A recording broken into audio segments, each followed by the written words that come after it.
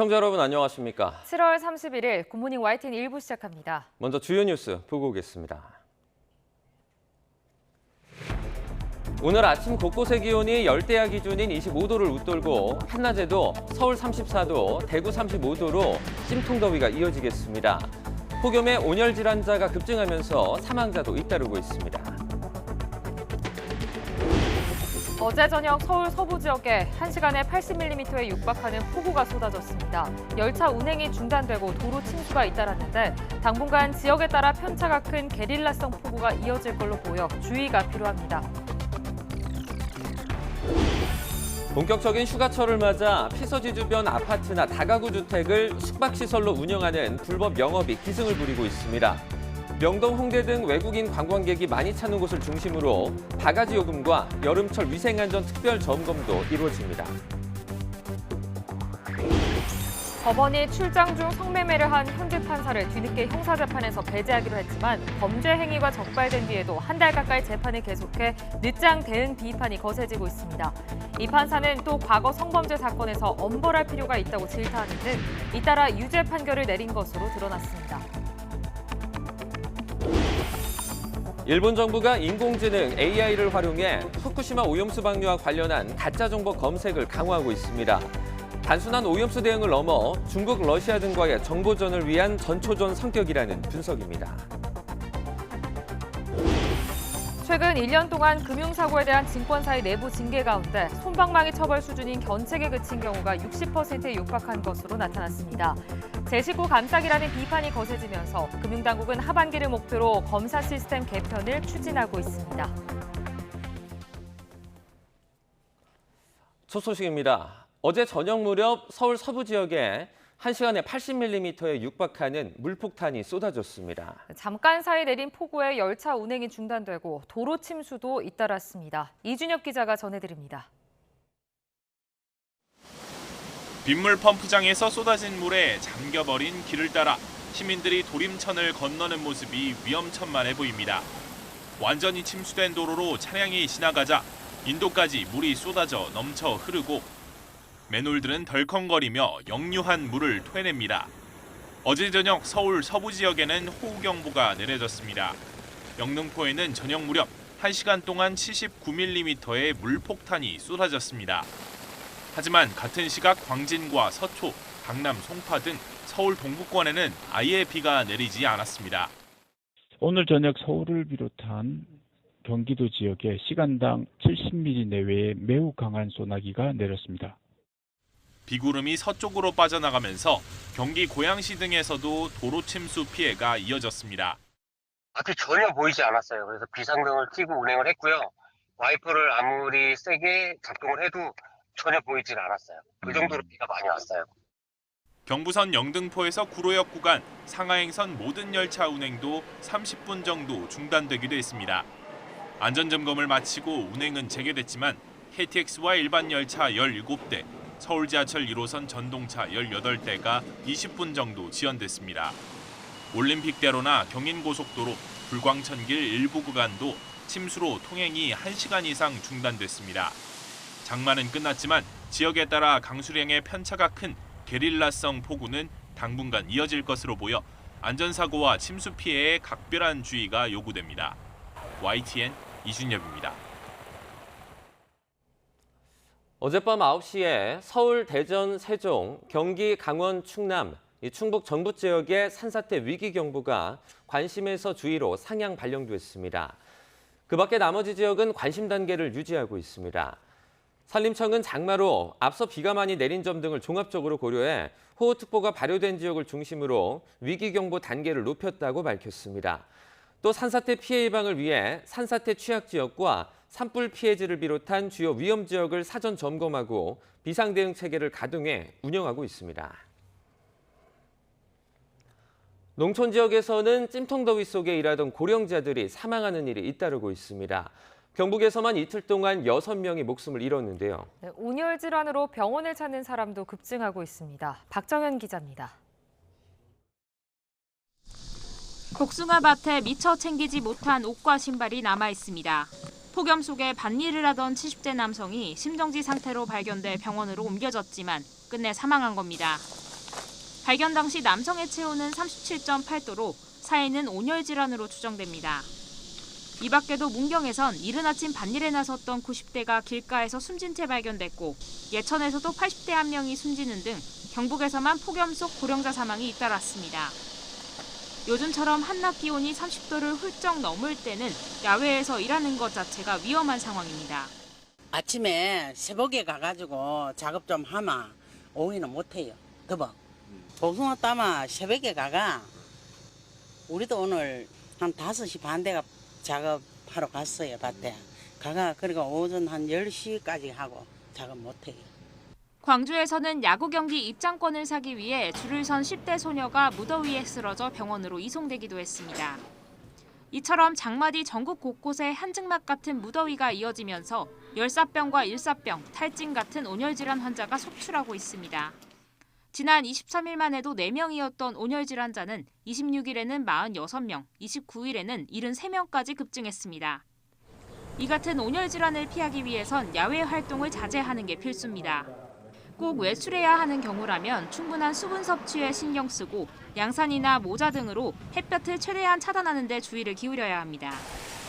만일 어지러움이나 두통같이 온열질환 증세가 나타난다면 즉시 시원한 장소로 이동하거나 병원으로 가는 게 좋습니다. YTN 박정현입니다. 본격적인 휴가철을 맞아 피서지에서 불법 숙박 영업이 기승을 부리고 있습니다. 아파트나 다가구 주택을 숙박시설로 꾸며서 손님을 받는 건데요. 안전관리가 취약한 데다 사고가 나도 보상받기 어려운 만큼 주의가 필요합니다. 송세혁 기자가 취재했습니다. 강원도 한 바닷가에 있는 아파트. 단속반이 공유 숙박 앱으로 예약한 뒤 찾아가 봤습니다. 침구류는 펜션처럼 꾸며졌고 냉장고는 텅 비어 있습니다. 하룻밤에 50만 원씩 불법 숙박 영업을 하다가 적발된 겁니다. 저희가 여기 내준 것이 아니라서 저희가 기준이 되는 단독 경동 감지기는 없어요. 도시지역 주거용 건물에서 내국인을 상대로 숙박 영업을 하거나 신고하지 않고 농어촌 민박을 운영하면 불법입니다. 이렇게 불법 영업하는 아파트나 다가구 주택 등은 강원도 내에서만 2,000곳에 달하는 것으로 추정됩니다.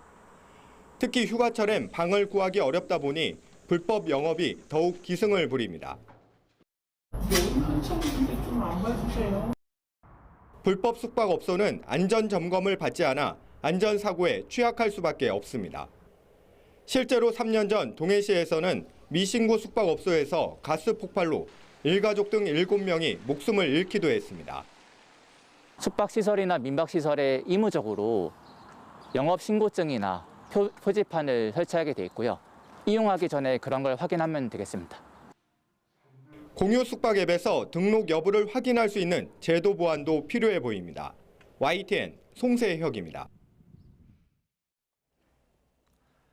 서울시가 외국인 관광객이 많이 찾는 명동을 중심으로 바가지 요금 집중 단속에 나섭니다. 서울시는 오늘부터 다음 달 11일까지 2주 동안 경찰과 함께 명동 일대의 가격 표시제 준수 여부를 점검합니다. 또한 식품위생과 판매대 규격, 보도비 불법 적치물 여부도 확인합니다. 서울시는 명동 외에도 종로와 청계, 동대문, 이태원, 홍대 등 7개의 관광 특구도 점검할 예정입니다. 인천 검단의 신축 아파트 지하주차장 붕괴 사고 원인으로 지적이 된 철근 누락이 다른 아파트 단지에서도 무더기로 확인됐습니다. 국토교통부는 어제 LH 서울지역본부에서 원희룡 장관 주재로 공공주택 긴급안전점검 회의를 열었습니다. 이 자리에서 한국토지주택공사 LH는 지하주차장에 무량판 구조를 적용한 발주아파트 91개 단지를 전수조사한 결과 15개 단지에서 전단 보강근이 미흡한 점을 발견했다고 보고했습니다. 이 가운데 10개 단지는 구조 계산이 제대로 되지 않았거나 구조 계산은 제대로 됐지만 설계 도면에 전단 보강근 표기를 빠뜨린 등 설계 미흡으로 철근이 빠진 것으로 나타났습니다. 이와 관련해 원희룡 국토교통부 장관은 무량판 구조로 설계 시공을 하면서 전단 보강근 등 필수 설계와 시공 누락이 생기게 한 설계와 감리 책임자에 대해서 가장 무거운 징계 조치와 함께 즉각 수사 의뢰와 고발 조치를 해달라고 LH에 촉구했습니다. 최근 5년여 동안 공립학교 교사 100명이 극단 선택을 했고 그중 절반 이상이 초등학교 교사인 것으로 나타났습니다. 교육부가 국회 교육위원회 소속 정경희 의원실에 제출한 자료를 보면 2018년부터 지난 6월까지 공립 초중 고등학교 교원 100명이 스스로 목숨을 끊은 것으로 확인됐습니다. 이 중 과반인 57명이 초등학교 교사였고 고등학교 교사가 28명, 중학교는 15명이었습니다. 극단 선택 이후로는 원인 불명이 70명으로 가장 많았고 우울증과 공황장애가 16명이었습니다. 최근 학부모의 교권 침해 문제가 커지는 가운데 폭행과 협박 등의 비중이 늘고 있습니다. 교권 침해 수위가 점점 심각해진다는 얘기인데 교권 보호를 위한 근본적인 대책을 마련해달라는 목소리가 커지고 있습니다. 권준수 기자입니다. 예전에도 사실 민원 사항은 있긴 있었어요. 지금처럼 이렇게 잦진 않았어요. 강하게 질타하시는 부분이 많았고 학교에서의 교권 침해 현실은 코로나19 상황을 겪으면서 많이 달라졌습니다. 악성 민원을 끊임없이 넣어 업무를 어렵게 만들거나 학부모가 직접 찾아가 수업을 방해하는 행위가 크게 늘어난 겁니다. 교육부가 파악한 지난해 교육활동 침해 유형을 살펴보면 그 모습이 뚜렷합니다. 교육부에 신고된 교권 침해 중 학부모가 업무를 방해하거나 정당한 교육활동을 반복적으로 부당하게 간섭하는 경우가 무려 35%를 차지했습니다. 이전과 비교하면 그 비중이 10%포인트 가까이 늘었습니다. 너무 지치고 이제 학교에서는 그러니까 선생님들이 생활지도를 다 포기하고 그래? 두고 봐 하면서 괴롭힐 수 있는 루트가 너무 많고. 문제는 교권 침해 종류가 점점 심각해지고 있다는 겁니다. 지난해 학부모가 교사에게 폭행을 가하거나 협박까지 한 사례는 모두 38건이 신고됐는데 3년 전보다 33% 증가했습니다. 이전에는 교권 침해 2건 중 1건을 차지하던 단순 모욕과 명예훼손이 줄어든 것과는 대조적입니다. 일반 교육 현장이 아닌 특수교육 현장에서 가르치는 교사들은 학생들에게 신체적인 피해를 당해도 학부모에게 제대로 항변조차 못하는 경우도 많았습니다. 장애 학생이 그럴 수도 있지. 장애 학생은 원래 그런 거 아니야? 장애 학생이 그러는 거면 선생님이 뭔가 잘못했겠지. 뭐 그런 여러 가지 차별적인 인식들이 아직도 많아서. 교사의 신변까지 위협하는 수준의 교권 침해가 급증하면서 교권 회복을 요구하는 목소리는 점점 커질 것으로 보입니다. YTN 권준수입니다. 법원이 출장 중 성매매를 하다가 적발된 현직 판사를 형사재판에서 배제하기로 했습니다. 이 판사는 과거 참여했던 성범죄 사건에선 엄벌할 필요가 있다며 질타하는 등 잇따라 유죄 판결을 내렸던 것으로 드러났습니다. 임혜진 기자입니다. 지난달 평일 서울 출장 중 호텔에서 성매매한 사실이 적발된 현직 A 판사. 법원이 A 판사를 재판에서 배제하기로 뒤늦게 결정했습니다. 대법원 관계자는 YTN과의 통화에서 수사기관에서 A 판사에 대한 수사 사실을 소속 법원에 통보한 뒤 현재 근무하는 형사재판에서 배제하기로 했다고 밝혔습니다. 이어 A 판사에 대한 인사조치도 조만간 이뤄질 거라고 덧붙였습니다. 그런데 지난 2018년 법관으로 임용된 A 판사는 지난 2021년에 현재 소속 법원으로 자리를 옮긴 뒤 항소심 재판을 맡은 합의부 배석 판사로 근무하면서 최소 7건의 성범죄 판결에 참여한 것으로 파악됐습니다.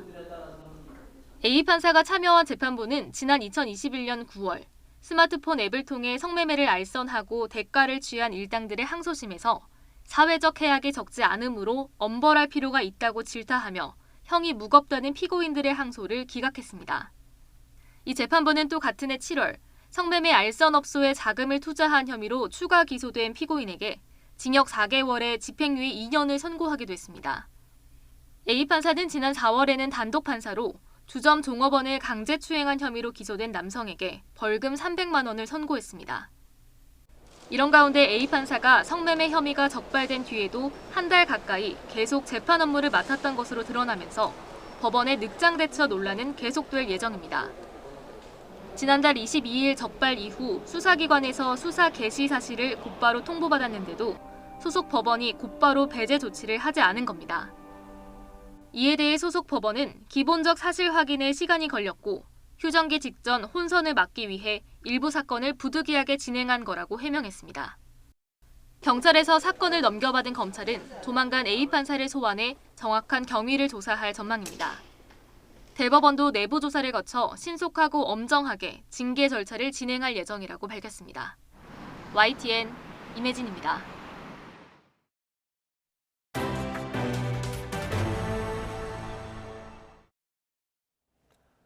윤석열 대통령이 다음 달 초 2, 3일 정도 짧은 여름 휴가를 보낼 것으로 예상됩니다.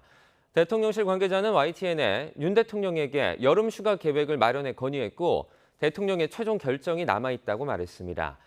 또 다른 관계자는 대통령 휴가는 전국 구상을 위한 의미뿐 아니라 민간 소비 촉진과 지역 경제 활성화에도 영향을 미친다고 설명했습니다. 특히 내년 총선을 앞두고 부처 개각을 포함한 인적 개편 구상을 포함해 하반기 전국 운영에 대한 구상이 있을 것으로 보입니다. 국민의힘 김기현, 더불어민주당 이재명 대표가 이번 주에 잇따라 여름 휴가를 떠납니다. 김 대표는 그제부터 다음 달 6일까지 휴가를 내고 가족들과 베트남에 머뭅니다. 이재명 대표 역시 다음 달 1일부터 나흘 동안 수도권 근교에서 휴가를 보내며 하반기 전국 구상에 시간을 가질 예정입니다. 이번 주부터 국회는 보름 남짓 휴지기에 들어갑니다. 하지만 이동관 신임 방송통신위원장 후보자와 서울 양평고속도로 특혜 의혹 등을 두고 여야 대치는 더 격화할 것으로 보입니다. 나혜인 기자입니다.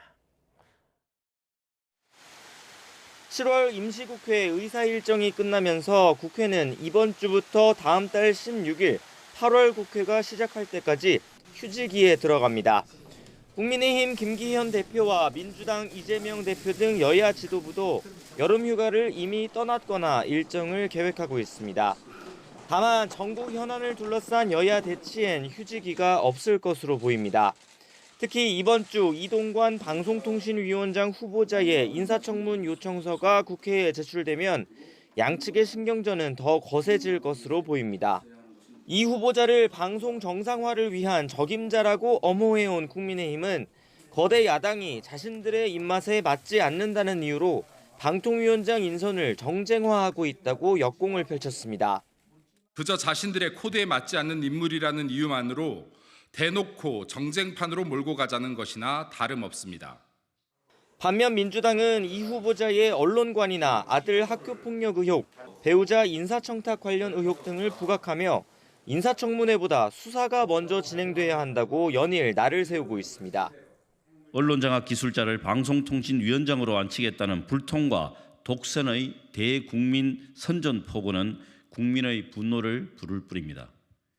서울 양평고속도로 종점 변경 특혜 의혹에 관한 국정조사 실시 여부를 두고도 줄다리기를 이어가고 있습니다. 민주당은 고속도로 종점이 왜 바뀌었는지 떳떳하면 당당히 국정조사에 임하라고 여당을 압박했지만 윤석열 대통령과 김건희 여사가 직접 대답해야 합니다. 땅이 있는 것은 대통령의 처가이고 노선을 바꾼 것은 윤석열 정부입니다. 국민의힘은 위법했다는 정황이 드러난 게 없는데 국회 상임위를 놔두고 국정조사를 하자는 건 정쟁용이라고 일축했습니다. 더 이상 논란을 계속 제기하기 어려우니 국정조사라는 제도를 이용해서 이 이슈를 끌고 가려는 잘못된 정쟁의 행태다. 이 밖에도 여당이 교권보호 해법으로 제시한 학생인권조례 개정 문제와 수혜 지원 등을 위한 추경 편성 등 야권의 제안들도 민감한 현안으로 남아 있습니다. 7달 연속 임시국회를 진행해온 여야가 잠시 숨 돌릴 틈을 갖게 됐지만 휴가철 이후 전국 주도권을 잡기 위한 양보 없는 기싸움은 계속되고 있습니다. YTN 나힌입니다. 신임 방송통신위원장으로 지명된 이동관 후보자를 둘러싼 논란과 의혹이 끊이지 않는 가운데 지명 배경에 관심이 쏠리고 있습니다. 대통령실에서는 지명 시기는 조율했지만 윤석열 대통령이 다른 인사를 고려한 적은 전혀 없었다면서 인사 철학과 맞닿아 있다고 설명했습니다. 박소정 기자입니다. 지난 5월부터 내정설이 돌았던 이동관 대통령 대외 협력 특보. 공식 지명이 이루어지지 않은 2달 새 이동관 후보자 아들의 과거 학교 폭력 논란에다 이명박 정부 시절 이른바 국정원 언론 사찰 문건 작성 지시 의혹 등 방송 장악 논란이 수면 위로 드러나 국회는 시끄러웠습니다. 제발 더 이상 나를 학교 폭력 피해자로 분류하지 말아달라며 의혹에 대해 조목조목 반박했습니다. 해명돼야 할 의혹이 있다면 청문 과정에서 공식적으로 방통위원장 지명에 대한 반대 여론을 가볍게 여기지 말기 바랍니다. 언론을 길들이려 해서도 안 되고 길들일 수도 없습니다. 이 후보자는 이례적으로 지명된 신분이 아닌 상태에서 대통령실을 통해 입장을 내고 논란을 반박했습니다. 그 사이 대통령실은 여론 동향을 계속해서 체크했는데 이 후보자가 야권의 비판을 어떻게 돌파하는지 지켜보는 것이라는 해석도 나왔습니다. 대통령실 내부에서도 임명 반대 의견이 적잖았던 것으로 알려졌지만 결국 지명은 그대로 이뤄졌습니다.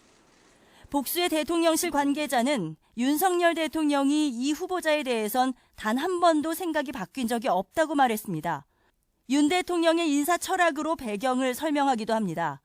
인사할 때 중시하는 것이 전문성 그리고 소신과 강단이며 이런 측면에서 적임자로 봤다는 겁니다. 수차례 여러 장관들의 교체설이 돌았을 때도 한 번 믿으면 오래 쓴다. 국면 전환용 인사는 하지 않는다던 윤 대통령의 원칙과 일맥상통하는 측면이기도 합니다. 어떤 정치적인 국면 전환이라든가 이런 지지율 반등이라고 하는 그런 정치적 목적을 가지고 해서는 저는 안 된다고 생각하고 대통령실은 이동관 후보자를 앞세워 이른바 공영방송의 정상화를 강하게 밀어붙인다는 생각인데 한편으로는 여론이나 비판에 귀를 기울이지 않는 불통 이미지와 방송 장악 논란이 더욱 커질 수 있다는 우려도 작지 않습니다. YTN 박소정입니다. 수해 골프 논란으로 국민의힘에서 당원권 정지 10개월 징계를 받은 홍준표 대구시장이 당을 향해 자신을 자범 취급한 건 유감이라며 자신까지 내치고도 총선이 괜찮겠냐고 말했습니다. 홍 시장은 어제 SNS에 하이에나 떼들에게 한두 번 당한 것도 아니고 이 또한 한때 지나가는 바람에 불과할 거라면서도 총선에 모두 힘을 합쳐도 어려운 판이라며 이같이 적었습니다.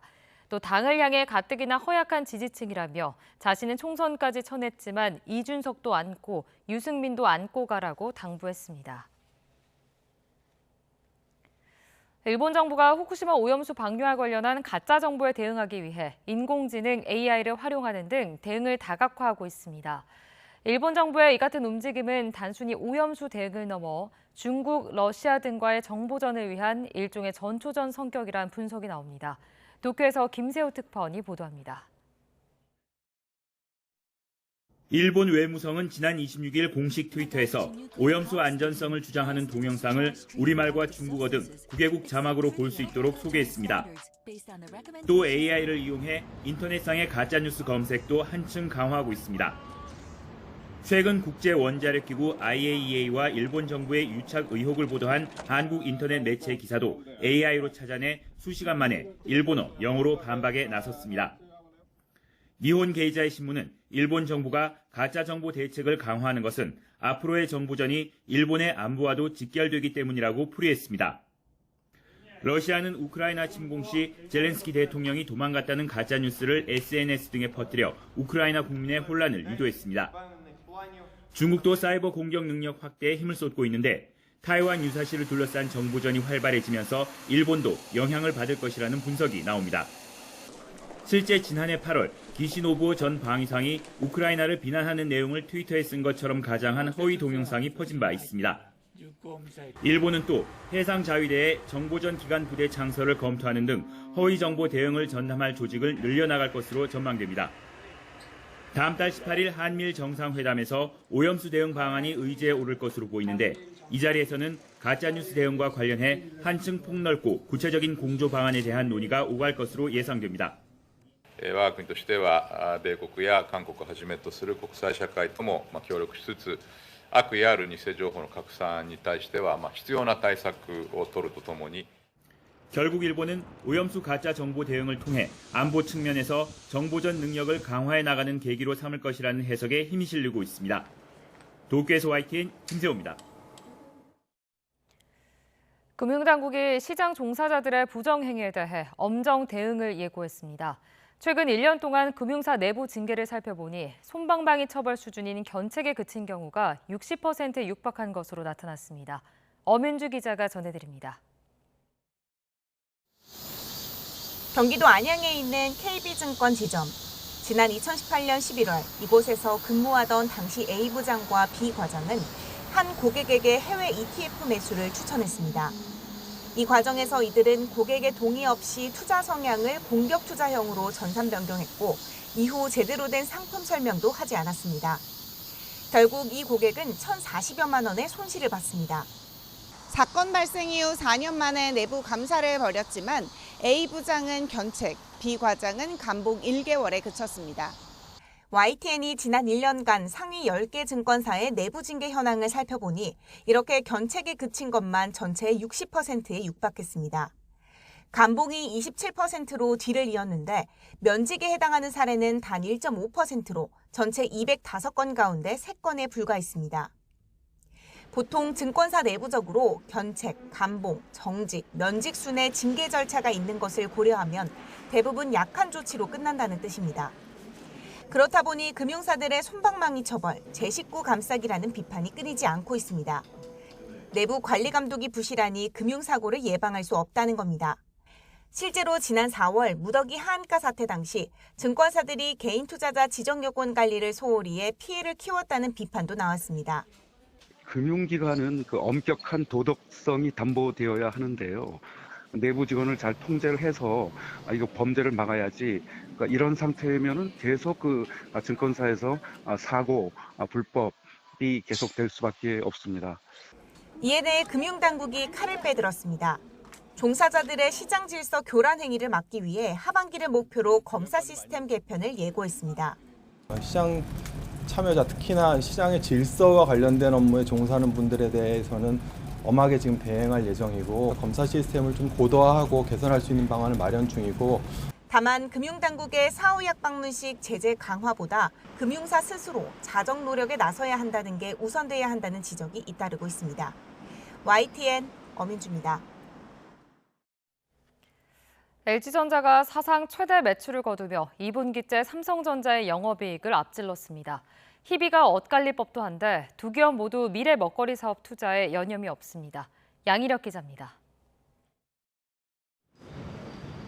LG전자의 올해 2분기 매출액은 20조 원에 이릅니다. 역대 2분기 가운데 최대입니다. 영업이익은 7,400억 원대로 1분기에 이어 또 한 번 삼성전자를 앞질렀습니다.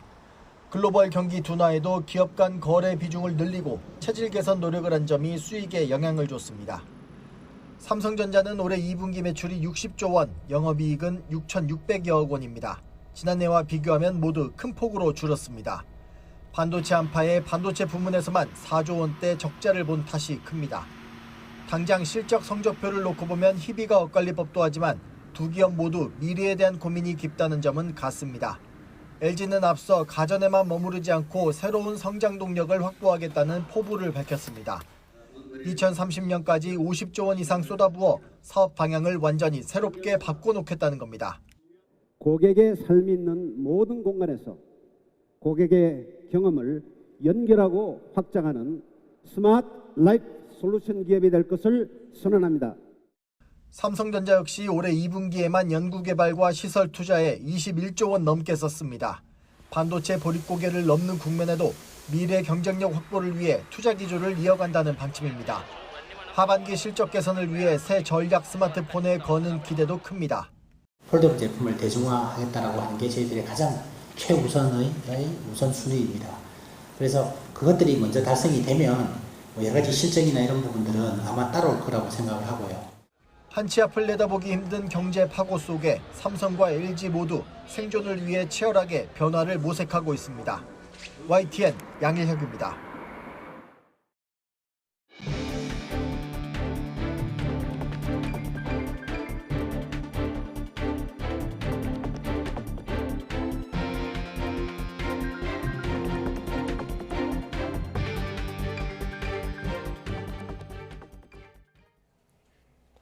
전국의 불볕더위가 기승을 부리는 가운데 지난 주말과 어제 온열 질환으로 인한 사망자가 10여 명에 달할 것으로 보입니다. 대부분 70대 이상의 고령으로 농사일을 하다가 숨졌습니다. 경북에서만 폭염 속에 밭일을 하던 노인 4명이 숨졌고 경남에서도 밀양시와 남해군에서 농사일을 하던 2명이 숨졌습니다. 또한 경기도와 충북, 전북에서도 온열질환 사망 사례가 잇따르고 있습니다. 서울 일부 지역에 내린 기습폭우로 한대 열차 운행이 중단되고 도로 곳곳이 통제됐습니다. 코레일은 어제 저녁 6시 50분쯤부터 영등포역에서 구로역 구간을 지나는 KTX와 새마을호 1호선 일반 열차의 운행을 중단했다가 30분 만에 재개했습니다. 운행 중단 여파로 KTX와 일반 열차 17대, 서울 지하철 1호선 전동차 18대가 20분 정도 늦어졌습니다. 안전사고 예방을 위해 노들길 양화 나들목과 경인 1 지하차도 인천 방향 등도 도로 통제가 진행됐다가 해제됐습니다. 여름철 호우로 인한 산사태가 잦아지고 있습니다. 올해 장마 기간에만 1000여 건의 산사태가 발생하며 무려 17명의 인명피해가 발생했습니다. 산사태 위험 지역에서 사전에 주민 대피를 유도하는 방안들이 도입됩니다. 김진두 기자입니다. 올여름 장마 기간 1095mm의 기록적인 폭우가 내린 충남 청양군. 곳곳에 산사태로 무너져 내린 흔적이 남아 있습니다. 인명피해는 사망자 1명. 이달부터 도입된 스마트 주민 방송 시스템의 덕이 컸습니다. 제방뚝이 붕괴가 위험하오니 주민께서는 해관으로 전부 나오셔서 대피하여 주시기 바랍니다. 마을 이장이 주민 대피 안내 방송을 하면 외부 학성기뿐 아니라 마을 주민 모두에게 전화가 갑니다. 스마트폰과 일반 전화기가 울려 받으면 방송 내용을 음성으로 들을 수 있습니다. 이장이 외부에 있어도 군청에서 긴급 연락을 받으면 음성 녹음을 해 동시에 알릴 수 있고 문자 메시지를 쓰면 음성으로 변환돼 전화로 연결되는 기능까지 있습니다. 내 지역은 아니었으니까 그런 식으로 인식을 못 하셨는데 마을 이장님이 이제 목소리로 해서 이제 전달이 되기 때문에 이게 없었으면 다 좀 큰 인명 피해를 일으킬 수 있었죠. 산림청 차원의 적극적인 대피 방안도 추진됩니다. 산사태나 산불 등 산림 재난 상황에서 피해가 예상될 때 주민에게 대피를 강제 명령하도록 하는 겁니다. 올 연말 안에 법안이 통과될 수 있도록 한다는 계획입니다. 기후위기 시대에 접어들면서 산사태 등 산림 재난으로 인한 피해에 보다 적극적으로 대응하기 위한 수단이 바로 주민 강제 대피 제도입니다. 올여름 장마 기간 전국에서 발생한 산사태는 총 1000여 건, 17명의 인명피해가 발생했습니다. 산사태 주민 강제 대피 명령은 인명피해를 줄이는 데 효과가 있을 것으로 기대됩니다. 만일 그 효과가 실제로 입증된다면 홍수나 태풍 같은 다른 재난에도 확대 적용할 수 있는 토대가 됩니다. YTN 김민두입니다. 전국이 찜통 같았던 휴일, 해수욕장은 피서객들로 붐볐습니다. 바다까지 가지 못한 시민들도 도심 속 수영장에서 무더위를 피해 물속으로 뛰어들었습니다. 김다영 기자입니다. 해수욕장이 찜통 같은 더위를 피해 달려온 피서객들로 붐빕니다. 둥실둥실 바다 위를 떠다니고 모래섬을 만들며 여름의 추억을 쌓아봅니다. 바다 위를 나는 보트를 타고 빠르게 달리다 보면 스트레스까지 날아갑니다. 요새 너무 더워서 약간 더운 게 아니라 뜨거웠는데 바다 와서 바닷물 들어가니까 차갑고 시원해서 좋아요. 멀리 있는 바다까지 가지 못한 시민들은 도심 속 수영장에서 물속으로 뛰어듭니다. 친구들과 물총 싸움도 하고 헤엄도 치다 보면 어느새 더위가 싹 날아갑니다. 오랜만에 미국에 와서 한국으로 놀러 와서 너무 좋고요. 그리고 이거 물도 너무 깨끗하고 시원해서 놀기가 딱 좋고요. 야외 수영장은 한여름 특별한 생일 파티 장소가 되기도 합니다. 지금 날씨가 덥지만 친구 생파 때문에 한강 수영장에 와서 되게 재밌게 놀았어요. 시원한 물에 풍덩 빠질 수 있는 물미끄럼틀은 아이들에게 가장 인기가 많은 시설입니다. 서울 도심 한복판에 차려진 수영장에도 물놀이객들이 몰렸습니다. 미끄럼틀을 타고 내려와 수영장 물을 먹어도 마냥 즐겁다는 듯 씩씩하게 일어납니다.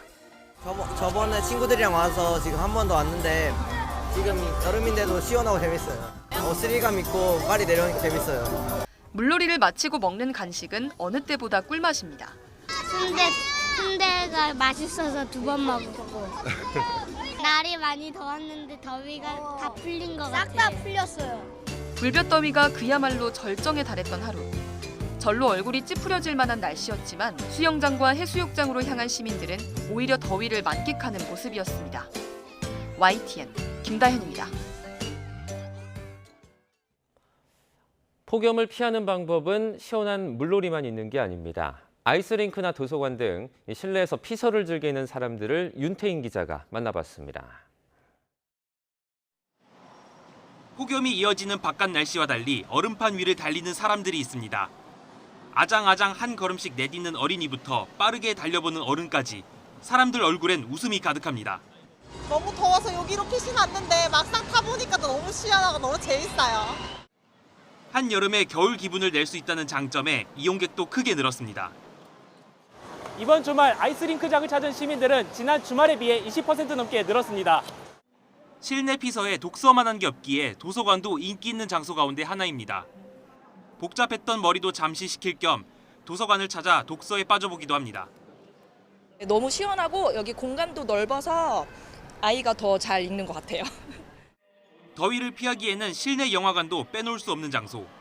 팝콘에 음료까지 챙겨 들고 상영관으로 향하는 발걸음은 해수욕장 피서객 못지않게 즐겁습니다.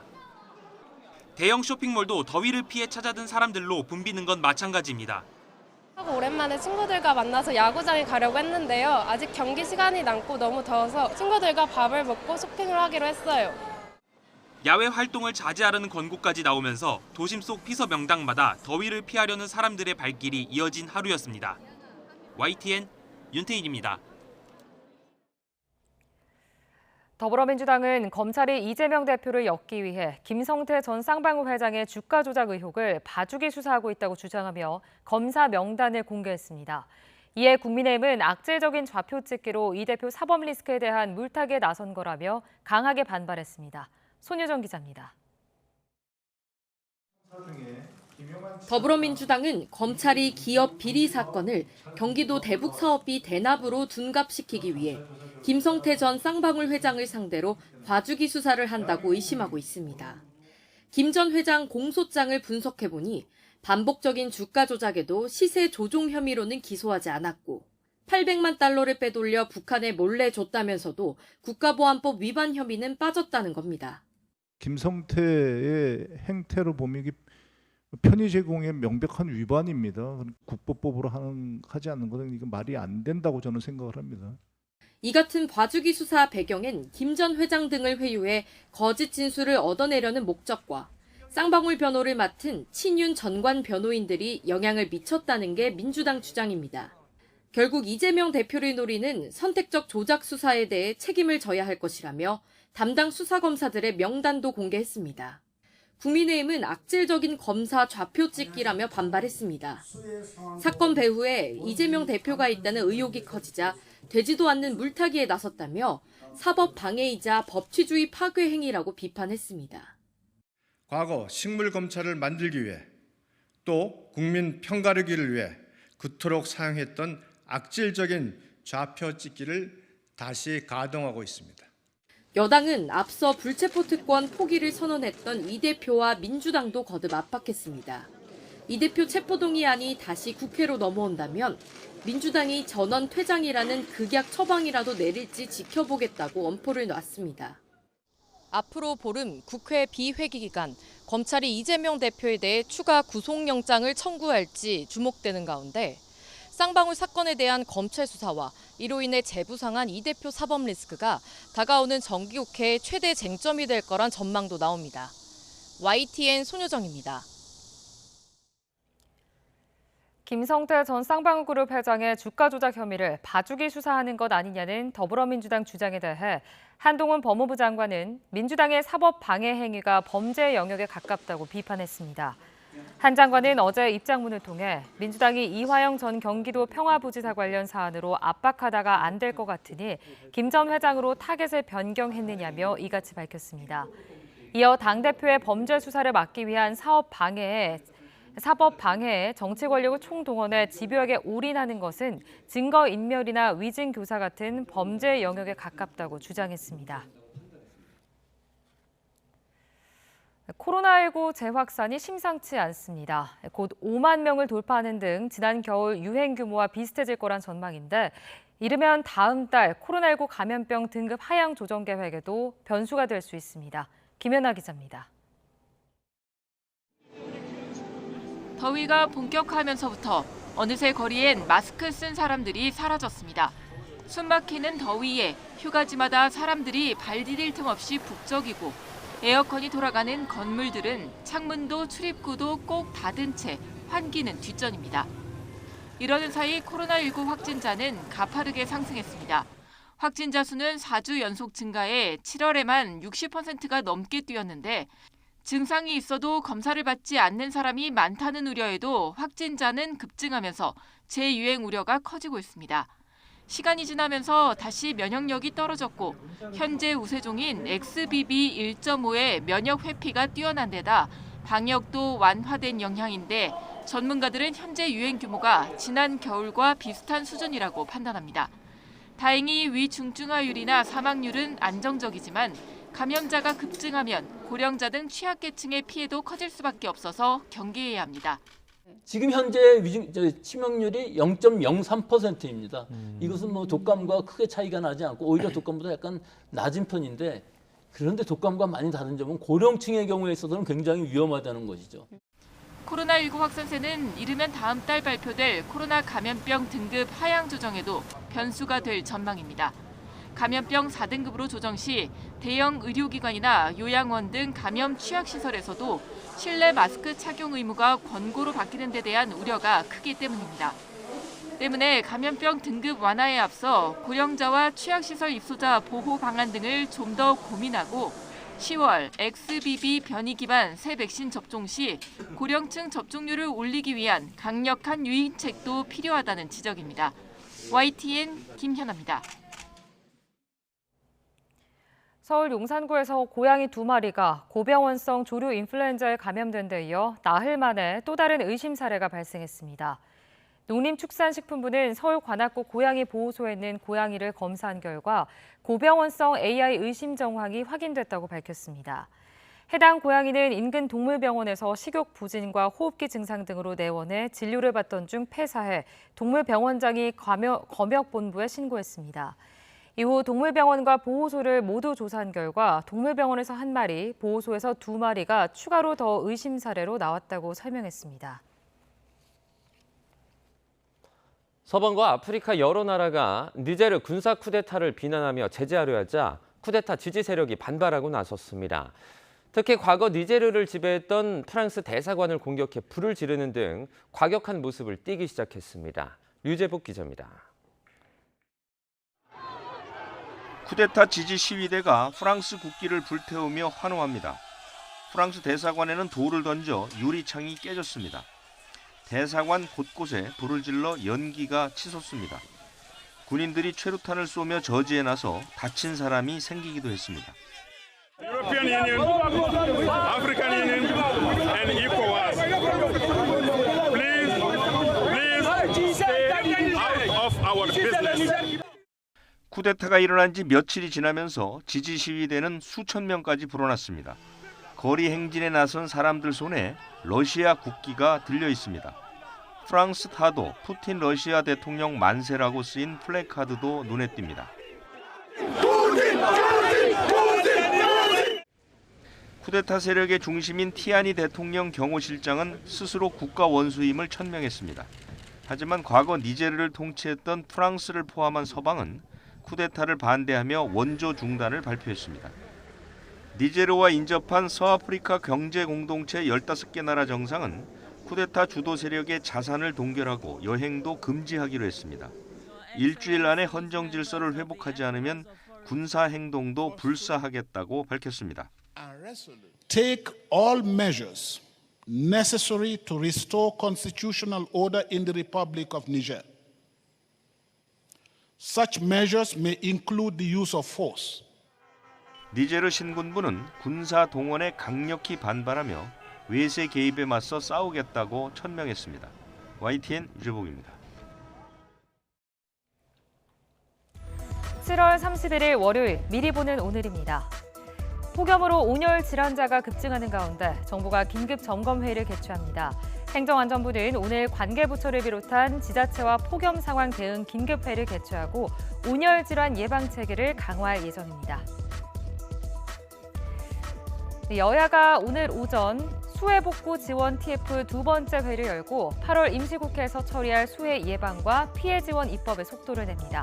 이 자리에서 여야 원내수석 부대표와 행안위, 국토위 등 4개 상임위 간사들은 홍수 예방과 수해 지원 법안을 추려 입법을 추진한다는 방침입니다. 국회 과학기술정보방송통신위원회는 오늘 윤석열 정부 국정과제인 우주항공청 설치 관련 법안을 심사하기 위한 안건조정위원회를 열고 위원장 선출 안건을 재논의합니다. 여야는 지난 27일에도 같은 안건을 논의했지만 과방위 야당 간사인 조승래 의원에게 위원장을 맡기자는 민주당과 이를 반대하는 국민의힘 사이 이견이 좁혀지지 않아 결론을 맺지 못했습니다.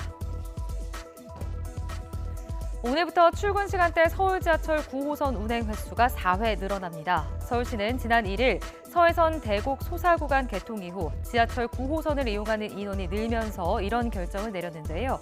올해 말까지 신규 전동차 8편성을 조기 투입해 혼잡도를 더 줄인다는 방침입니다. 금융감독원은 오늘부터 전자공시 시스템에 공시서류를 제출하는 법인의 법정 공시보고 서명을 영문으로 실시간 검색 및 확인할 수 있게 된다고 밝혔습니다. 그동안 외국인 투자자는 코스피, 코스닥 상장사가 자율적으로 제출한 한국거래소 영문 공시만 조회할 수 있었는데 이제부턴 영문으로 실시간 자동 변환해 항목별로 영문 검색할 수 있습니다. 지금까지 미리 보는 오늘이었습니다.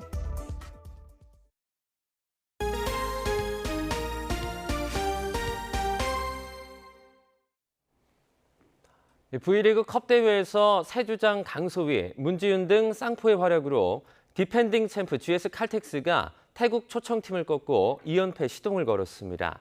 IBK 기업은행도 첫 승을 올렸습니다. 여자 배구 소식 서범국 기자입니다. 접전 끝에 2세트를 먼저 내준 슈프림이 빠른 공격으로 득점합니다. 반격에 나선 GS는 오세연의 속공이 상대 선수 얼굴을 강타합니다. 미안하다는 몸짓도 잠시. 3세트 승부처에서는 새롭게 주장 완장을 찬 강소희가 연속 서브 에이스를 폭발합니다. 연속 서비스 강소희. 1세트에 1득점을 했던 선수가 맞나요? 기세가 오른 GS는 마지막 세트를 18점으로 묶고 3대0 셧아웃을 완성했습니다. 문지윤이 블로킹 4득점 포함해 19점을 터뜨리며 강소희와 공격을 이끌었습니다. 상대 스피드에 맞서 신장의 우위를 발판으로 가로막기 벽을 쌓은 것도 주요했습니다. 남자부 파나소닉과 함께 컵대에 초대받은 태국 챔프 슈프림은 지기는 했지만 탄탄한 조직력으로 중반까지 선전했습니다. IBK 기업은행은 김연경이 빠진 흥국생명을 가볍게 제압했습니다. YTN 서범국입니다. 프로야구 선두 LG가 이적생 투수 최원태의 호투와 타선 폭발을 앞세워 잠실 3연전을 싹쓸이하며 4연승을 질주했습니다. 전날 키움에서 옮겨온 최원태는 두산전에서 6이닝을 무실점으로 막았고 LG는 10대0 완승을 거뒀습니다. KT도 창원 원정에서 NC를 5대2로 꺾고 3연승으로 4위를 가시권에 뒀고 기아도 롯데를 7위로 밀어내고 3연승을 달렸습니다. 파키스탄 북서부에서 열린 정치 행사에 폭탄 테러가 벌어져 100여 명의 사상자가 발생했다고 AP와 로이터 통신 등이 보도했습니다. 현지 경찰은 현지 시각 30일 아프가니스탄 접경지인 카이버 파크쿤투와 주에서 열린 이슬람 강경파 정치 지도자 모임에서 폭탄 공격이 발생했다고 밝혔습니다. 이 사건으로 최소 40명이 숨지고 100명이 다쳤습니다.